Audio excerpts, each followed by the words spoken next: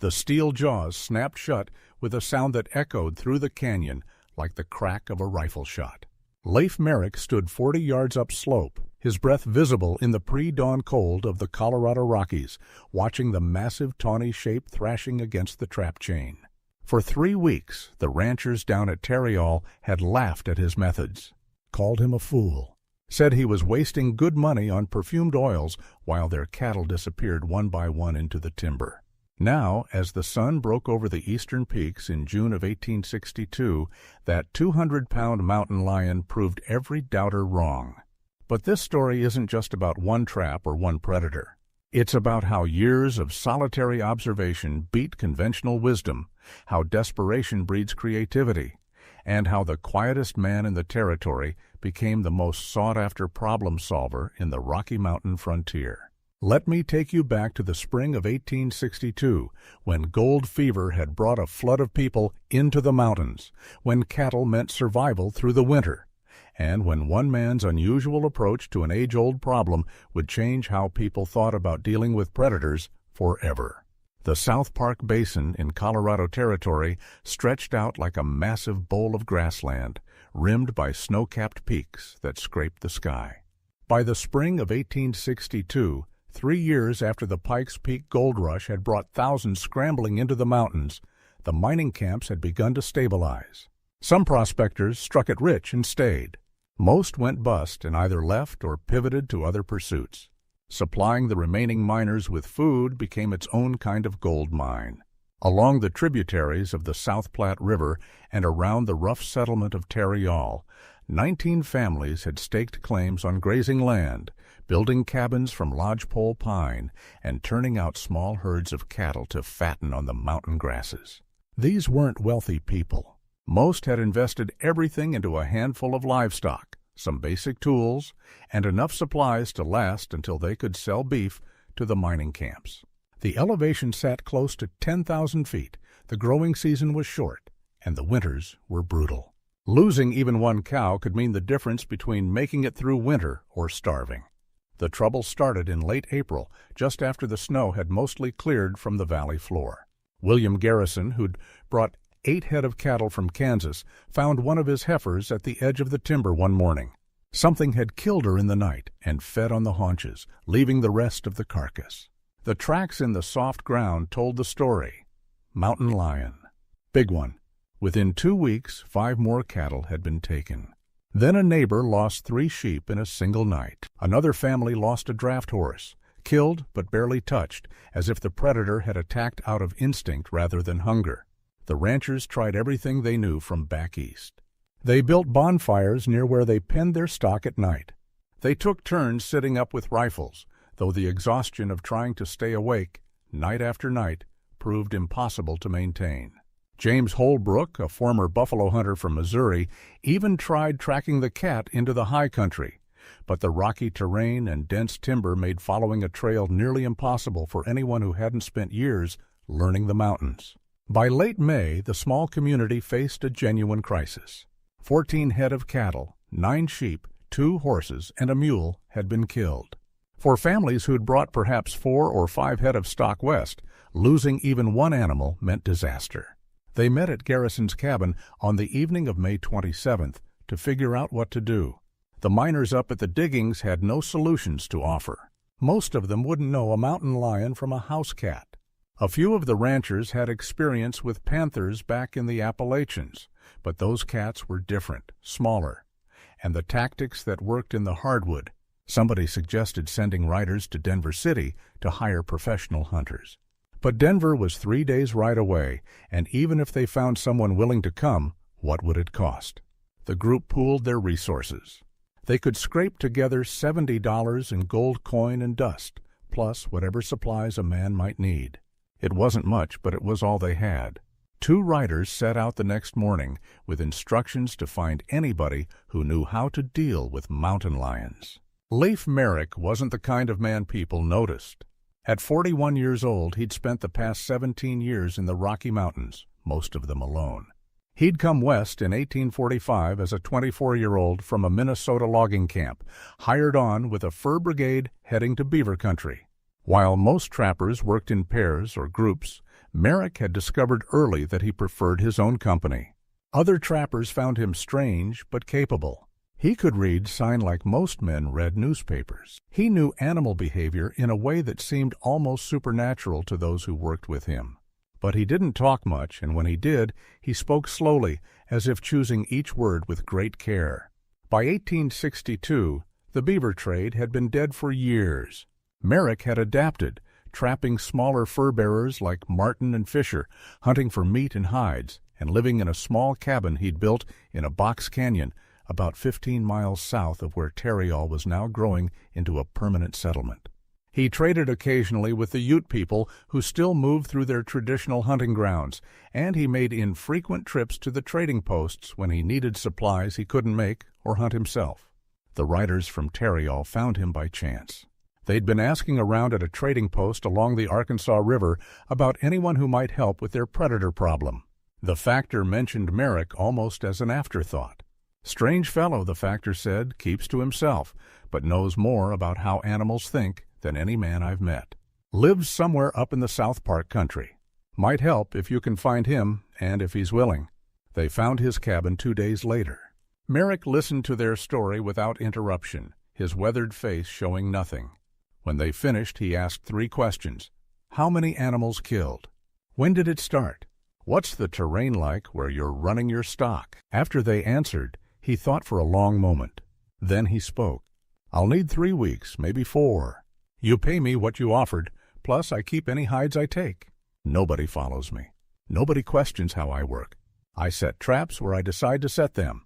Those are my terms." The riders looked at each other. They'd been hoping for a man with dogs who could tree the cat so they could shoot it, something straightforward and quick. This lone wolf wanted to work on his own schedule using methods they didn't understand. But they didn't have other options. They agreed. Merrick arrived at Tarryall on June 1st with a mule loaded with gear that confused the ranchers from the moment they saw it. They'd expected a man coming to hunt dangerous predators to bring rifles, maybe poison, perhaps tracking dogs. What they saw didn't match their expectations. Among Merrick's supplies were 6 steel traps of different sizes. 2 of them were massive Newhouse No. 4 traps, double-long spring models that weighed about 8 pounds each and had jaws that could span nearly 6 inches. These traps had been specifically designed for catching wolves and were among the finest steel traps made in America, manufactured by Sewell Newhouse's operation in New York. Merrick also carried lengths of chain, heavy stakes, canvas bags containing dried meats and fish, and most puzzling of all, 3 small glass bottles wrapped carefully in cloth. William Garrison approached while Merrick was setting up a small camp at the edge of the settlement. "What's in the bottles?" he asked. "Lures," Merrick answered, not looking up from where he was organizing his gear. "What kind of lures?" "Catnip oil, mostly. Some other things mixed in." Garrison's eyebrows rose. "Catnip? Like for barn cats?" "Mountain lions are cats," Merrick said simply. By evening, word of this exchange had spread through every cabin in the area. Men gathered around their cook fires, shaking their heads and laughing. "He's going to catch a painter with catnip," James Holbrook said, his voice dripping with disbelief. "Like it's some tame tabby that's going to come rolling and purring." "These mountain lions have killed cattle worth hundreds of dollars," another rancher added. "They've terrorized this whole valley. And this strange hermit thinks he'll solve the problem with an herb that makes house cats playful." Margaret Foster, whose husband had lost 2 cows, spoke what many were thinking. "We paid good money for this. We could have used that gold to replace some of our stock. Instead, we've hired a fool who's going to waste time with parlor tricks." Merrick heard the talk. The settlement wasn't large, and voices carried in the thin mountain air. He ignored it completely. On the morning of June 2nd, he loaded his mule and headed into the high country without speaking to anyone. What the ranchers couldn't know, what almost nobody knew in 1862, was that Merrick's approach was built on years of careful observation and experimentation that would eventually be proven scientifically accurate. He hadn't learned his techniques from other trappers or from books. He'd developed them himself through countless hours watching animals and testing what worked. Merrick had first noticed the catnip effect 8 years earlier, in 1854. He'd been trapping marten along a creek in the high country when he'd come across a bobcat behaving strangely. The cat was rolling on the ground, rubbing its face against something, clearly in a state of unusual agitation. When Merrick investigated after the bobcat left, he found wild catnip growing in a small patch near some rocks. The behavior stuck in his mind, cats rolling in catnip. He'd seen barn cats do it back in Minnesota when he was young. Could wildcats react the same way? Over the next several years, Merrick began experimenting. He'd trap bobcats occasionally for their pelts, which fetched decent money. He started noticing that sets he made near patches of wild catnip seemed to work better than others. The cats would spend more time investigating the area, increasing the chances they'd step on his trap pan. He began carrying dried catnip with him, placing small amounts near his trap sets. The results were unmistakable. Cats were attracted to it. By 1858, he'd saved enough money to order pure catnip oil from a trading post, which could special order it from Eastern suppliers. The concentrated oil worked even better than the dried plant. A few drops on a piece of wood or cloth near a trap would draw cats from surprisingly long distances.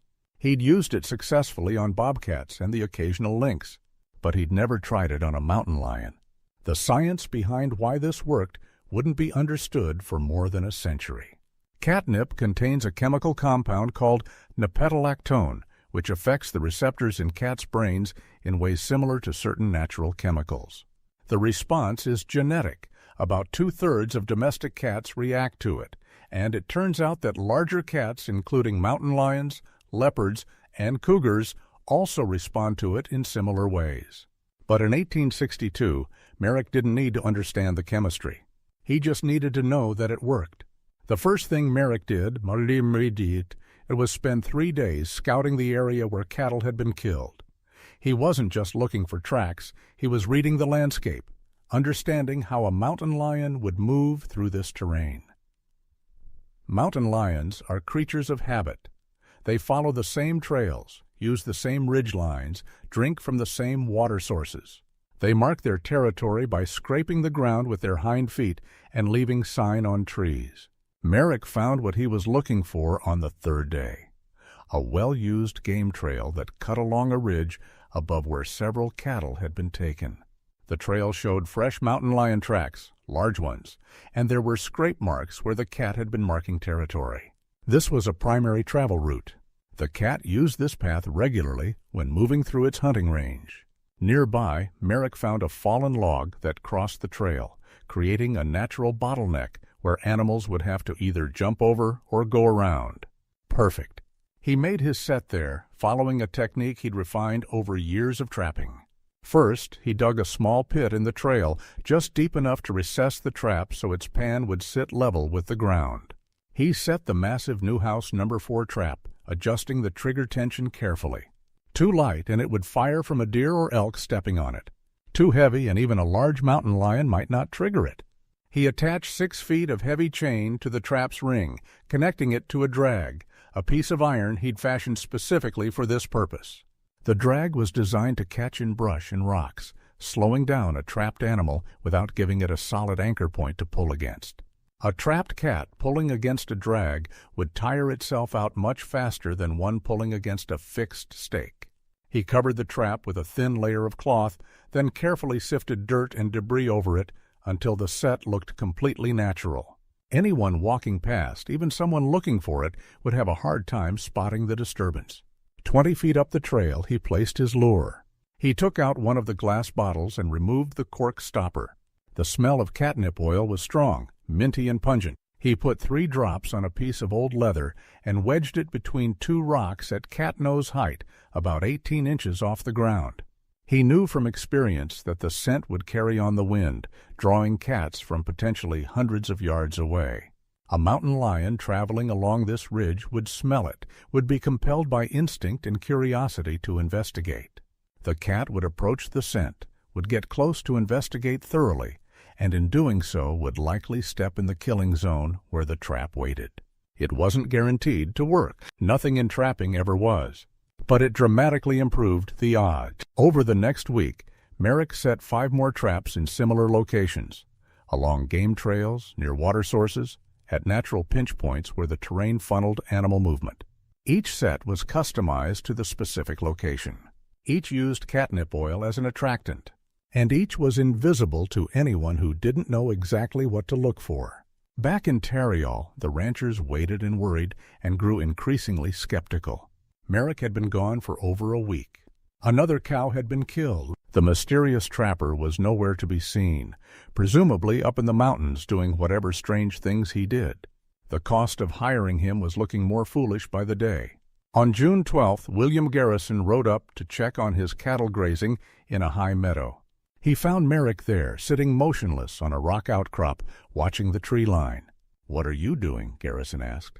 "Watching," Merrick replied. "For what?" "Patterns. How the elk move. Where the deer bed down at midday. Where the shadows fall in the evening." "How long does that take?" "As long as it takes." Garrison shook his head and rode back down to the settlement. That evening, he told the others, "I found him just sitting on a rock, watching nothing. This is what we paid for. A man who watches rocks and plays with cat perfume." The laughter that night was bitter. But on the morning of June 14th, everything changed. Merrick appeared in Tarryall just after dawn, leading his mule. Strapped across the mule's back was the largest mountain lion anyone in the settlement had ever seen. When they laid it out to measure it, the animal stretched 8 feet 4 inches from nose to tail tip. Its paws were the size of dinner plates. Its canine teeth were over an inch long. And when they hefted it onto a scale at the trading post, the needle swung to just over 200 pounds. The male mountain lion was at the extreme upper end of size for the species, an exceptional animal that represented perhaps 1 in hundreds. The ranchers gathered around, stunned into silence. Nobody laughed now. "How did you catch it?" Garrison finally asked. Merrick's answer was characteristically brief. "Set a trap on a game trail he used regularly. Use catnip oil to draw him in. He investigated the scent, stepped in the trap. Found him this morning." "What about the other cattle that have been killed?" another rancher asked. "Was this the only cat?" Merrick shook his head. "I've got 5 more traps set. This one's the biggest, but there are at least 2 more working this valley. Maybe 3. The pattern of kills suggests multiple animals." Over the next 10 days, Merrick caught 2 more mountain lions, both females, one weighing 118 pounds and the other about 95 pounds. The cattle killing stopped completely. The technique he'd used, which seemed so foolish to the ranchers when they'd first seen his bottles of catnip oil, had solved a problem that conventional methods hadn't touched. Word spread fast in the goldfields. A community facing a crisis with limited resources had hired a strange hermit who used unconventional methods, and those methods had worked spectacularly. By July, Merrick was receiving requests from other settlements, other ranchers, other mining camps facing similar predator problems. The Tarryall ranchers, who'd mocked him just weeks earlier, now spoke of him with something approaching awe. But what they didn't fully understand, what they couldn't understand without the scientific knowledge that wouldn't exist for another century, was why his methods worked. Merrick knew from observation that catnip attracted cats. He understood that mountain lions followed habitual patterns. He'd learned through years of experience how to read terrain and predict where a large predator would travel. And he'd developed the patience to wait, watch, and let the animal come to him rather than trying to chase it through miles of impossible country. The Newhouse traps he used were themselves a marvel of 19th century American manufacturing. Sewell Newhouse had started making steel traps by hand in the 1820s, and by the 1850s his operation had grown into a full factory producing hundreds of thousands of traps annually. Each trap was precisely made, with springs tempered to exact specifications, jaws that closed with consistent force, and pan mechanisms that could be adjusted to different trigger weights. The number 4 trap Merrick favored was specifically designed for large predators. Its double-long springs provided enough power to hold even a struggling wolf or mountain lion, and its offset jaws created enough space that a caught animal wouldn't simply pull its paw through. These weren't crude devices. They were precision tools manufactured to exacting standards by skilled workers using the best steel available in America. And Merrick knew how to use them perfectly. The way he set his traps, the way he positioned them on trails, the way he used natural terrain features to guide animals toward his sets, all of this came from years of solitary observation and experimentation. Most trappers learned their craft from older trappers, passing down techniques that had been developed over generations. Merrick had taught himself through trial and error, watching what worked and what didn't, refining his methods season after season. The catnip oil was the element that made people laugh, that seemed so absurd to the ranchers who'd never seen anything like it. But it was based on solid observation of animal behavior, even if Merrick didn't understand the underlying chemistry. He'd noticed that cats were attracted to it. He'd tested it repeatedly on smaller cats. He'd found it worked consistently. And when he needed to catch mountain lions, he applied what he'd learned. This wasn't luck or magic. It was empirical observation leading to practical application. It was science before anyone called it science. After the success at Tarryall, Merrick's reputation spread throughout the Colorado Territory's mining regions. Over the next 3 years, he would be hired by more than 30 different communities to deal with problem predators. He caught dozens more mountain lions, along with wolves, coyotes, and the occasional bear. He never advertised his services, never sought out work. People found him, and when they did, they paid what he asked, because by 1863 everyone had heard about the strange mountain man who could catch mountain lions with catnip. The transformation in how people viewed him was complete. In early June 1862, the ranchers at Tarryall had mocked him openly, called his methods foolish, laughed at the idea of using perfumed oils to catch dangerous predators. By late June, those same ranchers were telling everyone who'd listen about the incredible trapper who'd solved their problem when conventional methods had failed. James Holbrook, the buffalo hunter who'd been among the most skeptical, became one of Merrick's most vocal advocates. "I've hunted buffalo across the plains," Holbrook told people. "I've tracked bear in the Missouri breaks. I thought I knew animals. This man knows them in a way I can't even understand. He doesn't just track them. He thinks like them. He knows where they'll be before they know it themselves." The bottles of catnip oil that had seemed so ridiculous became legendary. Other trappers tried to copy Merrick's methods, ordering their own catnip oil and trying to replicate his sets. Some had success, though most found it harder than it looked. Knowing to use catnip oil was one thing. Knowing where to set a trap, how to read terrain, how to position everything so an animal would approach from exactly the right angle, these things required skills that couldn't be easily copied. Merrick himself never explained his methods in detail to anyone. When people asked him questions, he answered briefly and moved on. "How do you know where to set a trap?" "I watch where they walk." "How long do you watch?" "Until I know." "How do you know when you know?" "I know." This wasn't deliberate mystification. Merrick simply didn't think in terms of explaining his process. He saw what he saw, understood what he understood, and acted on that understanding. Trying to break it down into steps that someone else could follow felt unnecessary to him. The knowledge was in the doing, not in the talking about doing. In the fall of 1862, a journalist from Denver City traveled to South Park to write a story about the legendary mountain man and his unusual trapping methods. The article appeared in the Rocky Mountain News in November, describing Merrick's techniques and the success he'd had eliminating problem predators. The writer focused heavily on the catnip oil, which made for good copy. "Mountain Man uses cat perfume to catch mountain lions," the headline read. The article was partly responsible for spreading Merrick's fame beyond Colorado. But there was another element to the story that the journalist didn't fully capture, something more important than the techniques themselves. Merrick represented a different approach to problem solving than what most people were used to. The ranchers at Tarryall had tried to solve their predator problem using conventional wisdom: fires, guards, tracking parties, the same methods that had worked in other places at other times. When those methods failed, they'd been stuck, unable to think beyond what they already knew. Merrick had no conventional wisdom to fall på.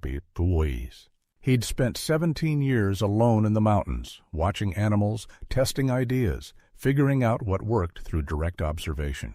He wasn't constrained by tradition or by what other people thought should work. He just looked at the problem, thought about it from first principles, and developed solutions based on what he'd observed over thousands of hours in the wilderness. The catnip oil was novel, yes, but the real innovation was the approach. Patient observation, careful experimentation, willingness to try unconventional methods, and the confidence to stick with something even when others laughed at it.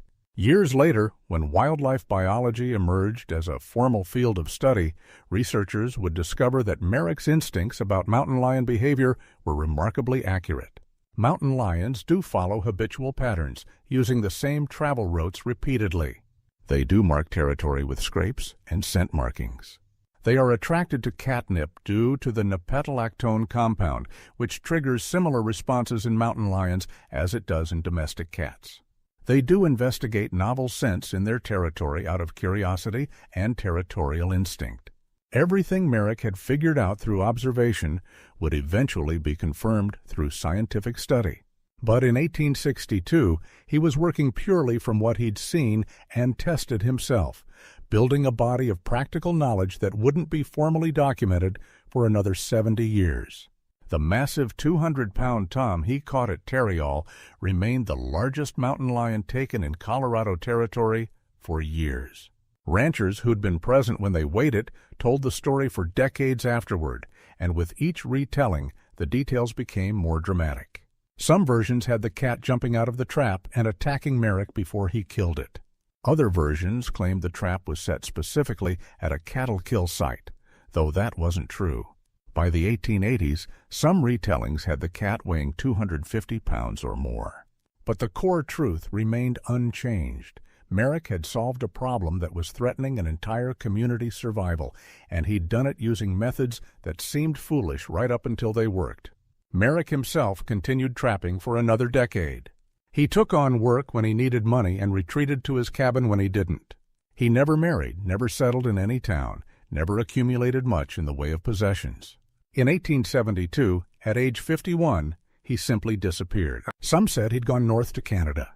Others claimed he'd died alone in his cabin and wasn't found for months. A few romantics liked to think he'd gone deeper into the wilderness, finding some valley where he could live out his years in complete solitude. Nobody knew for sure, but his legacy lasted long after he vanished. Trappers throughout the West began experimenting with scent lures, trying different attractants to draw animals to their sets. The idea of using catnip specifically for mountain lions became standard practice by the 1880s. Supply catalogs began listing catnip oil as a trapping supply alongside steel traps and other equipment. What had seemed like foolishness in 1862 became conventional wisdom by 1890. The ranchers at Tarryall never forgot the lesson of that summer. Margaret Foster, who'd been among the harshest critics when Merrick first arrived, later said, "We thought we knew how things should be done. We thought anyone doing things differently was a fool. We were wrong. Sometimes the person everyone laughs at turns out to be the only one who actually understands the problem." The shift in perception from mockery to respect happened quickly once results proved themselves. But it raised an uncomfortable question. How many other times had communities dismissed unconventional solutions simply because they didn't match expectations? How many problems had gone unsolved because people couldn't imagine approaching them differently? The story of Leif Merrick and the 200-pound mountain lion became part of Colorado frontier lore, told and retold in mining camps and ranch houses throughout the territory. The details changed with each telling, but the core message remained the same. Don't judge methods by how familiar they seem. Judge them by whether they work. In the years that followed, as wildlife management became more sophisticated and scientific understanding of animal behavior improved, Merrick's techniques were vindicated again and again. Researchers found that mountain lions are indeed highly attracted to catnip and other plants containing similar compounds. They confirmed that predators follow habitual patterns and can be caught more effectively when those patterns are understood. They demonstrated that properly designed steel traps, when used by skilled trappers who understood animal behavior, were highly effective tools for managing problem animals.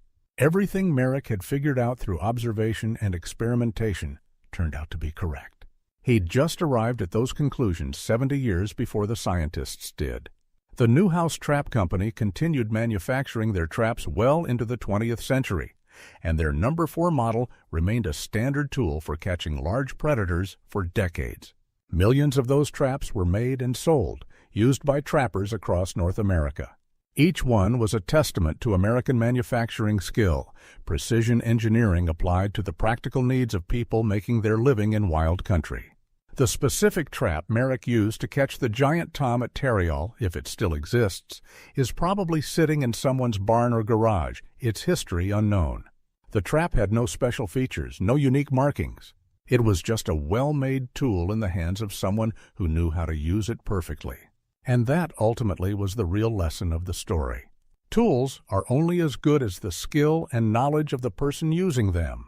Merrick didn't catch that mountain lion because he had better equipment than anyone else.